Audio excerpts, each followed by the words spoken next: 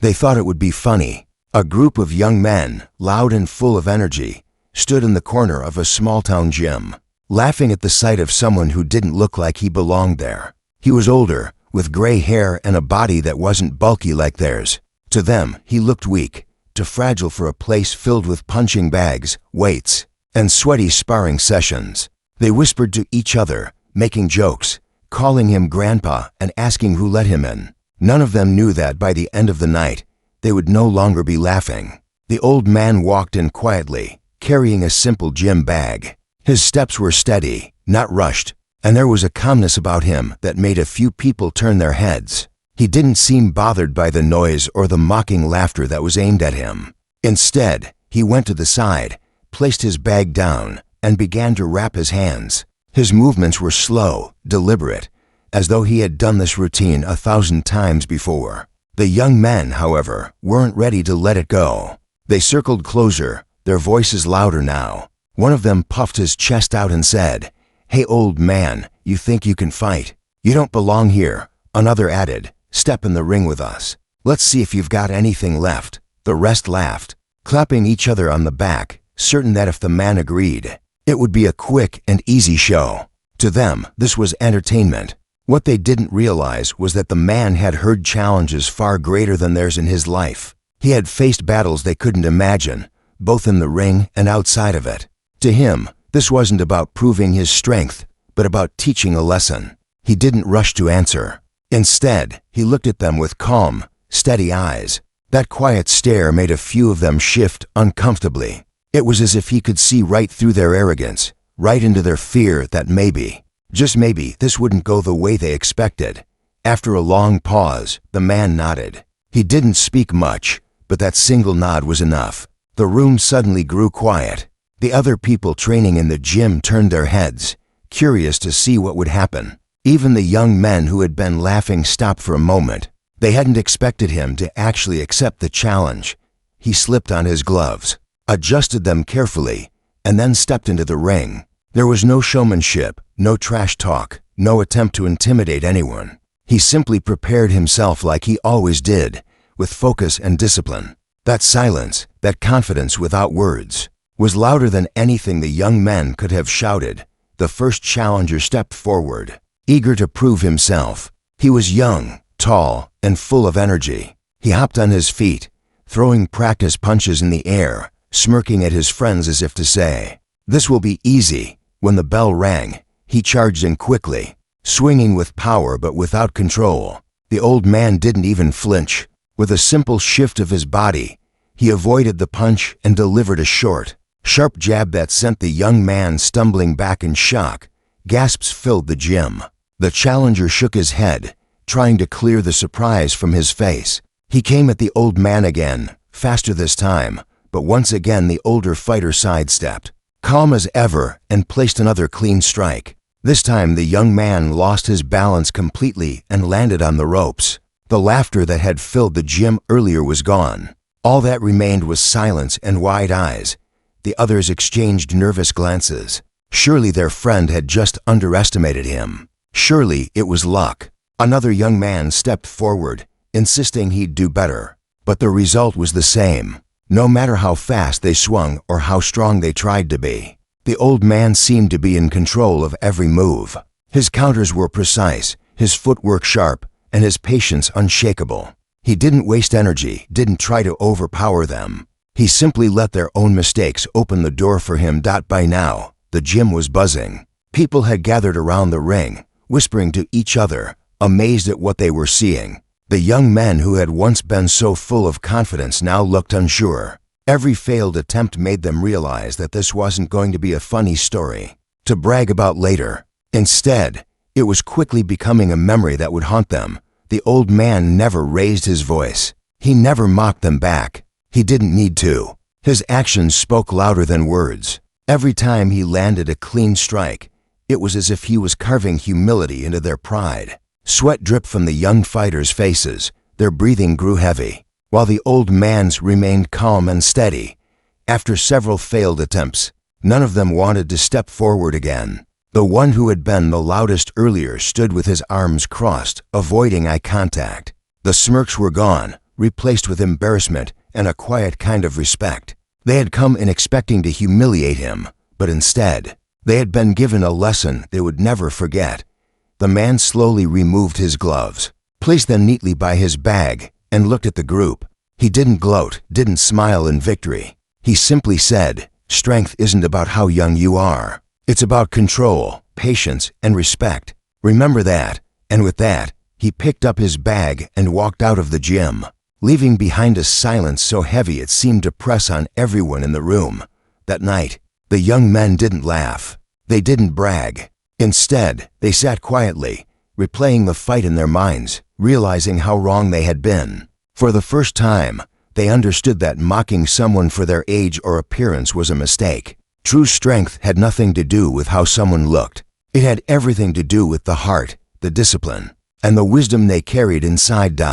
And that was the night they learned a lesson not from words, not from lectures, but from a man who let his actions speak for him. A man they thought would be an easy target, but who turned out to be the strongest person in the room. The night after the fight, the gym was unusually quiet. The same group of young men returned, but their voices weren't filled with jokes anymore. Instead, they spoke in low tones, replaying what had happened. None of them wanted to admit it out loud, but the truth hung heavy in the air. They had been embarrassed, and not by someone stronger in appearance, but by someone they had written off as too old. What bothered them most wasn't just the defeat. It was how calm he had been. No anger, no pride, no effort to humiliate them back. He fought with precision, but also with restraint.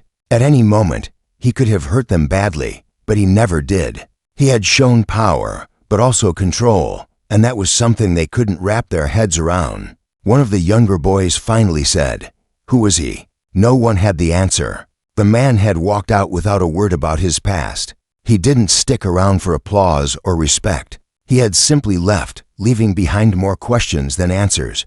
Over the next few days, the gym became a place of whispers. Other members started talking about the mysterious old man. Some said he was a retired fighter, someone who had once been known in the ring. Others claimed he had trained soldiers, or maybe even fought in real wars. Nobody knew for sure, but everyone agreed on one thing: he was no ordinary man. The young group, especially the one who had first mocked him, found it hard to focus on their own training. Every punch they threw felt sloppy compared to his. Every sparring session reminded them of how easily he had read their moves. It wasn't just a fight they had lost. It was their pride. A few days later, something unexpected happened. The old man returned. He walked into the gym just as quietly as before, with that same calm expression, as though nothing had happened. The room grew silent again. Even those who hadn't seen the fight in person stopped what they were doing. All eyes followed him as he placed his bag down in the corner. This time, there were no jokes. No one dared to laugh or call him names. The group of young men stood frozen, not knowing whether to approach him or avoid him altogether. Finally, one of them gathered the courage and stepped forward. His voice was softer now, respectful. "Sir, can you teach us?" The old man looked at him, then at the rest of the group.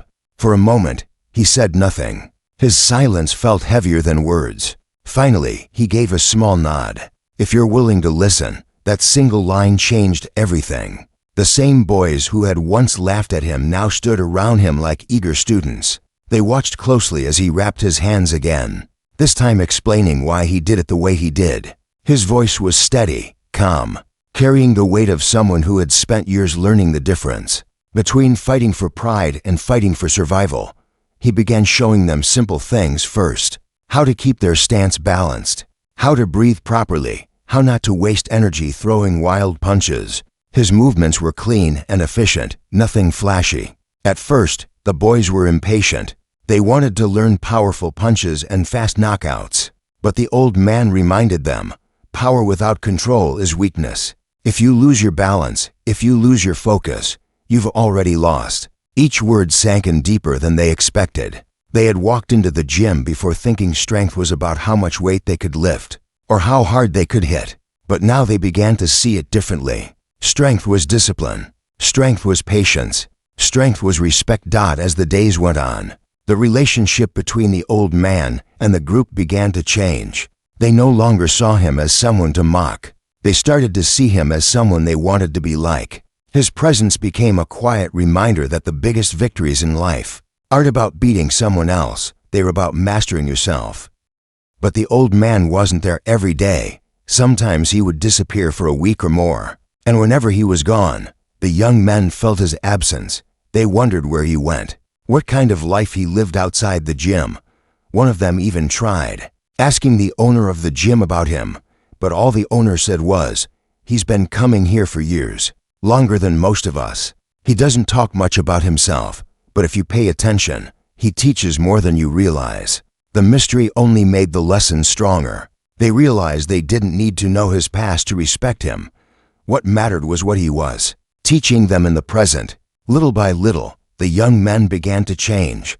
The loud boasting became quieter. The careless punches turned into practice drills. They stopped mocking others in the gym and instead started helping newer members with small things without realizing it.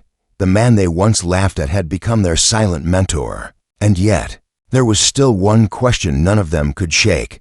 Why did he agree to fight them that first night? Why didn't he just walk away? It was a question they would soon get an answer to, but not in the way they expected. Weeks passed, and the old man became a quiet presence in the gym. He never asked for attention, never tried to stand out, but everyone noticed him. He came in, trained with focus, helped the younger ones when they asked, and then left as silently as he arrived. For many, he was just another gym member. But for the group of young men who had once mocked him, he had become something else, a figure they couldn't stop thinking about. They started paying more attention to the way he moved. Every stretch, every punch, every step he took was different. It wasn't just training. It was like watching a story play out in motion. His body carried memories, his stance carried discipline, and his silence carried answers none of them dared to ask out loud. One evening, when the gym was nearly empty, one of the boys finally broke the silence. He had been holding the question in for weeks. "Sir," he said carefully, "were you a fighter before?" The old man paused, wiping sweat from his face with a towel. His eyes softened, but his expression didn't give much away. For a long moment, the only sound was the faint hum of the ceiling fans. Then he said, "I fought, yes, but fighting was never about winning. It was about surviving." That answer only deepened the mystery. Surviving.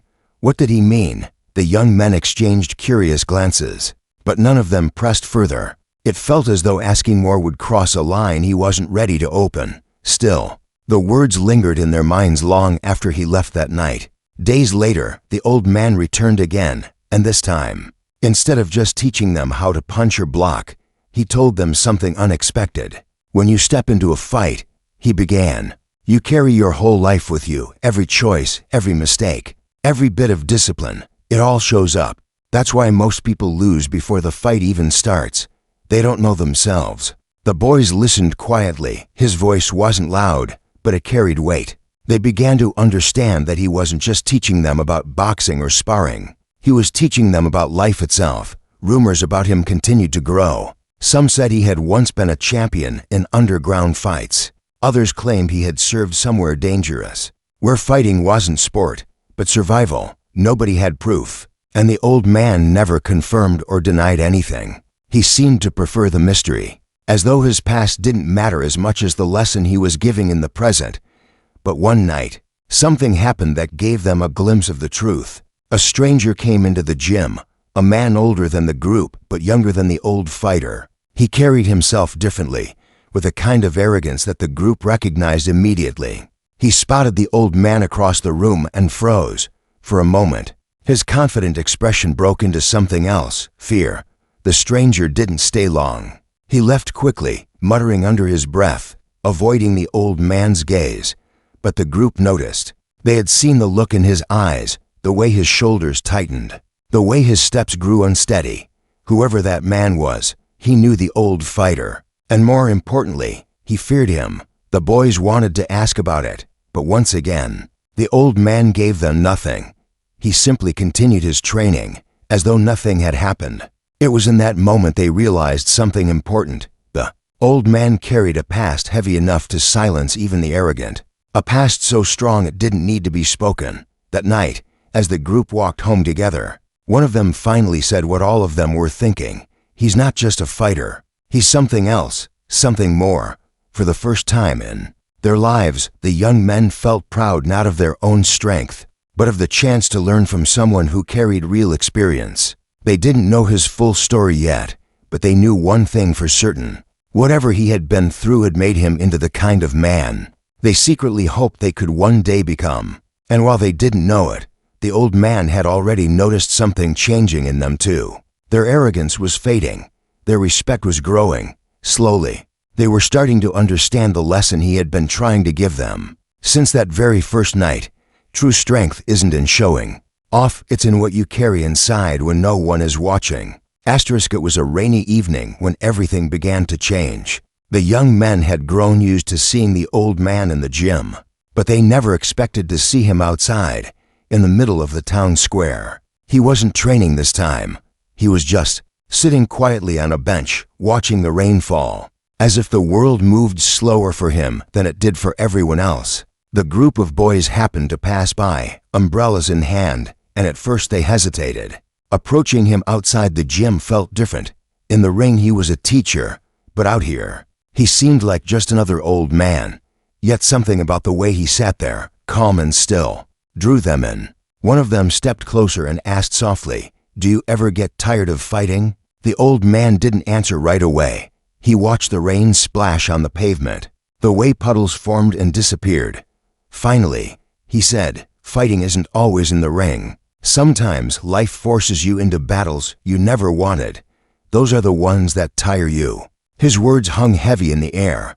The boys exchanged looks, unsure what to say next. But before they could ask more, something unexpected happened. A commotion broke out across the street. A heated argument between two men quickly turned into pushing and shoving. One of them pulled a bottle from the ground, smashing it against a wall, holding the jagged glass like a weapon. People nearby gasped and stepped back, unsure whether to intervene or run. The group of young men froze too. They had spent weeks learning punches and stances, but in that moment, none of them felt ready to step forward. Their bodies trembled with the realization that this wasn't a sparring match. This was real. Before anyone else could react, the old man stood up. He didn't rush.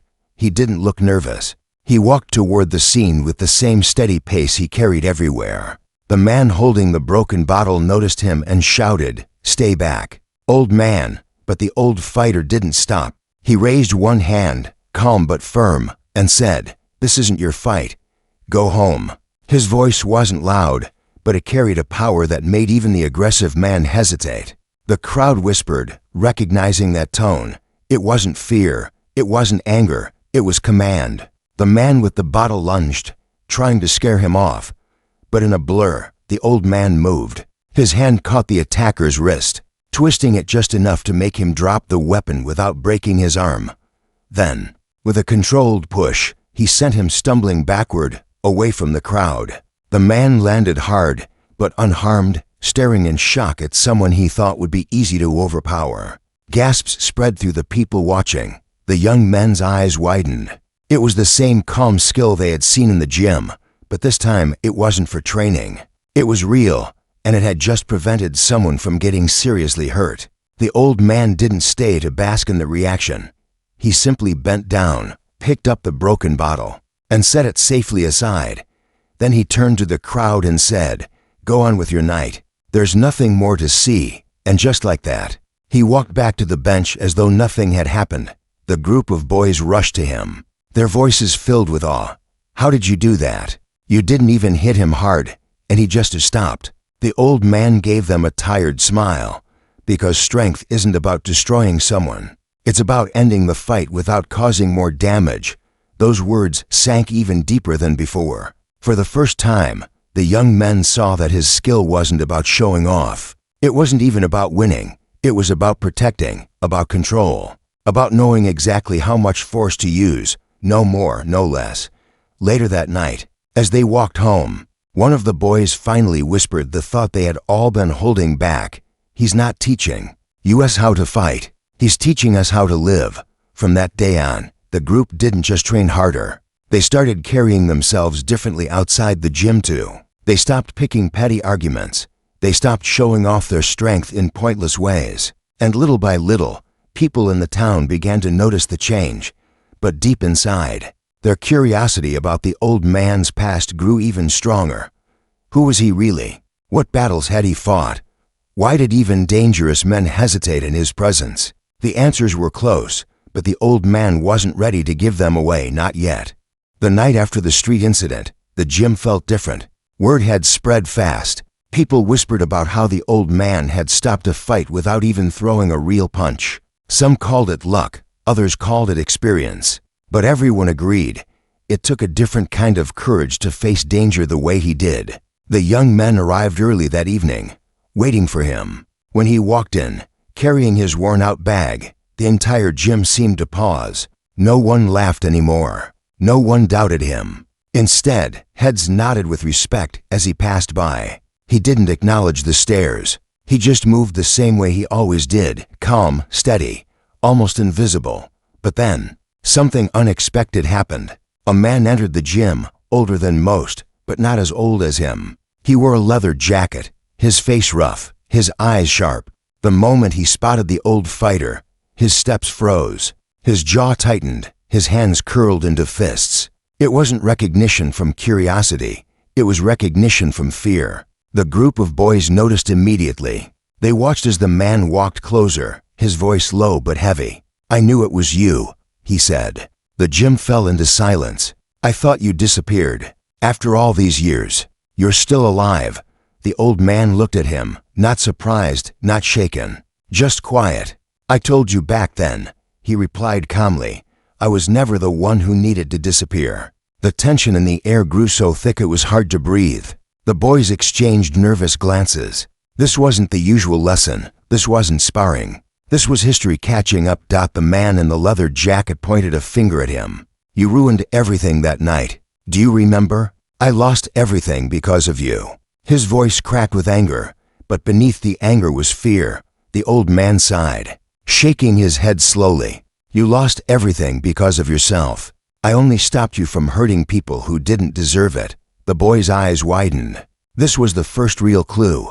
The old man wasn't just some retired fighter. He had stopped people before. Dangerous people. The man in the jacket grew louder, his voice trembling. "You think you were some kind of hero? You weren't. You were just faster, stronger. If it weren't for you, I would have been respected." The old man stood, and for the first time, the boys saw something different in his eyes, not anger, but a kind of sadness. "Respect isn't something you take," he said firmly. "It's something you earn. And you never learned that." The man in the jacket couldn't respond. His lips trembled as he turned away and stormed out of the gym, slamming the door behind him. The silence that followed was louder than any fight. Everyone in the gym stared, but no one dared to speak. The boys rushed to the old man, their voices full of questions. Who was that? What happened before? What did he mean? The old fighter sat back down, unwrapping his gloves slowly. "Long ago," he said quietly, "I used to fight for reasons that weren't good. I thought strength was about beating others, proving myself. But the truth is, strength without purpose destroys more than it builds. I had to learn that the hard way." He paused, glancing at the door where the man had stormed out.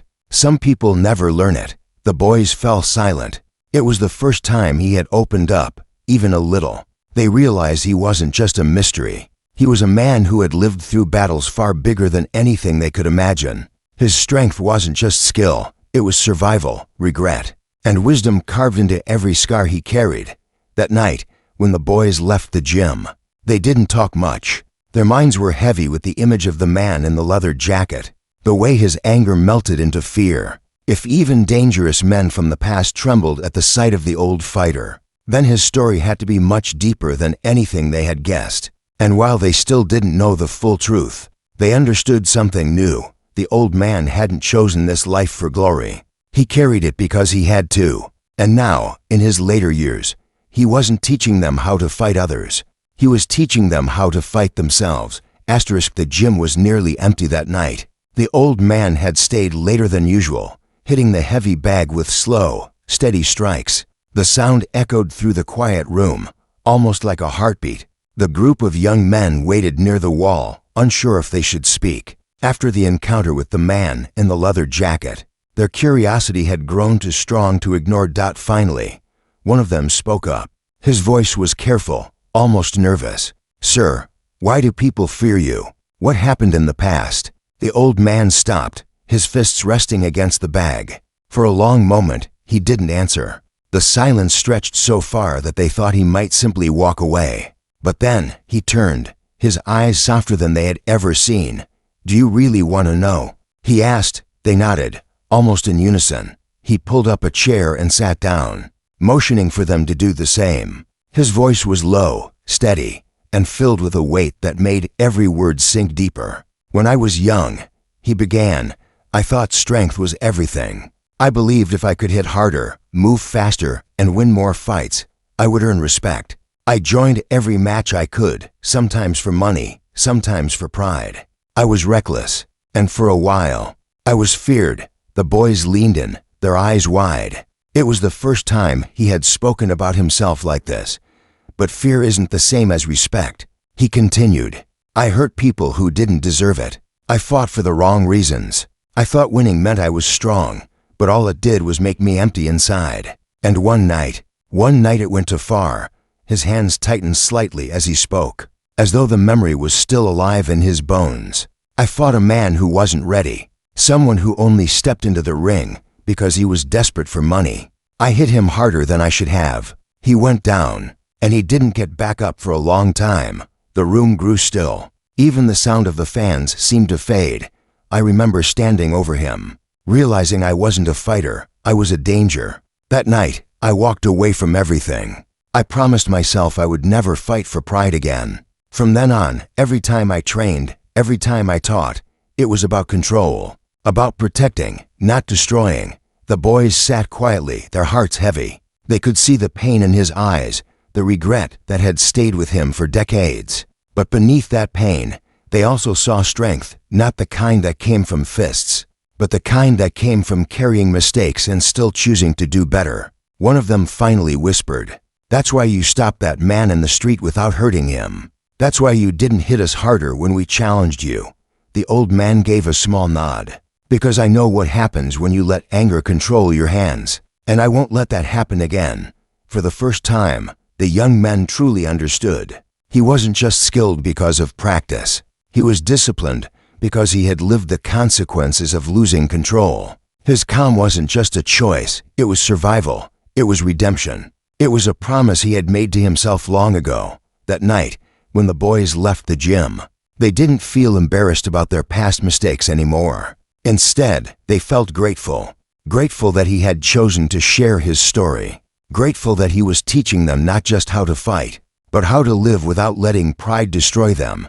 And for the first time, the old man's past wasn't just a mystery. It was a lesson, one that would stay with them long after they left the gym, long after the sound of the heavy bag faded from their memory. The weeks that followed felt different for everyone. The young men trained harder than ever, but it wasn't about showing off anymore. They didn't chase loud victories or bragging rights. Instead, they practiced with patience, focusing on the small details the old man had taught them: balance, breathing, control. The gym itself seemed to notice the change. People who had once rolled their eyes at the group's arrogance now watched them with quiet respect. They helped new members with simple drills, they stopped teasing others, and they carried themselves with more humility. Without realizing it, the old man's lesson was spreading beyond just their circle. But the old man himself remained the same. He still came in quietly, still trained with the same steady rhythm, still left without fuss. Yet something in his eyes had softened. For years, he had carried the weight of his past alone, but now, in a small way, sharing his story had lifted that burden. One evening, after another long session, the boys gathered around him. They weren't there to challenge him anymore. They weren't even there for technique. They just wanted to thank him. One of them spoke, his voice steady but filled with emotion. "You changed us. When we first saw you, we thought you were a joke. But now we see you're the strongest man we've ever met. Not because you can fight, but because you chose not to destroy us when you could have." You showed us what real strength is." The old man smiled faintly, his eyes lowering for a moment. "Strength," he said quietly, "isn't measured by how many people you can knock down. It's measured by how many you can lift up." The boys nodded, each of them holding onto those words like a truth they would carry forever. For them, he wasn't just a fighter anymore. He was a teacher, a guide, almost like a grandfather they never knew they needed. As the night ended, the old man packed his bag and headed for the door. Before leaving, he turned back once, looking at the group. His face was calm, but there was something warm in his expression. "Remember," he said, "life will test you harder than any fight in this gym.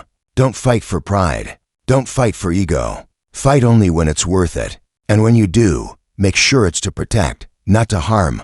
With that, he stepped out into the night, disappearing into the quiet streets. The boys stood there in silence, watching the door long after he was gone. They knew they might never learn the full story of his past. They might never know all the battles he had fought.